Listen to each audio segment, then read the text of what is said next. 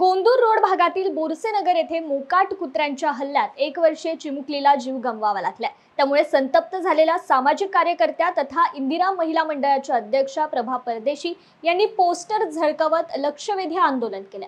श्वान निर्बीजीकरण कामात मनपाला टक्केवारी भेटत नसल्यामुळे सदरचं काम रखडलंय असला आरोप परदेशी यांनी केलाय।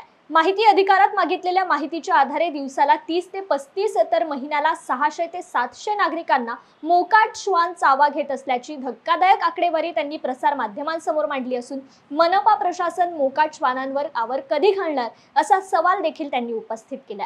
याशिवाय शहरातील बहुतांश दवाखान्यांमध्ये रेबीजचे इंजेक्शन उपलब्ध नसल्याचं देखील त्यांनी सांगितलं। त्यामुळे लवकरात लवकर मोकाट श्वानांचा बंदोबस्त करा, अन्यथा मनपाला कुलूप लावण्याचा इशारा परदेशी यांनी निवेदनाच्या माध्यमातून मनपा प्रशासनाला दिलाय।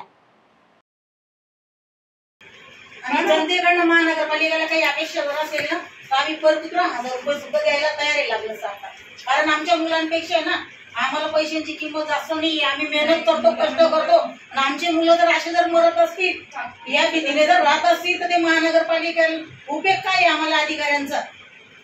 मॅडम आम्ही मागे पण विनंती केली होती पण देणारे कोणी नाही येत आहे। आणि मॅडम आता आज कधी बंदोबस्त नाही झाला। आजचा दिवस गेलेला आहे। परवा मी येऊन माझ्या हाताने 10 वाजता ना उद्या मला कारवाई नाही कळाली तर परवा येऊन माझ्या हाताने लॉक लावलेलं सर्व जबाबदारी पालिकेच्या संबंधित अधिकारी आणि कर्मचाऱ्यांची राहणार आहे। मी डायरेक्ट 9:30-10 वाजता येऊन लॉक लावून देणार एकटी।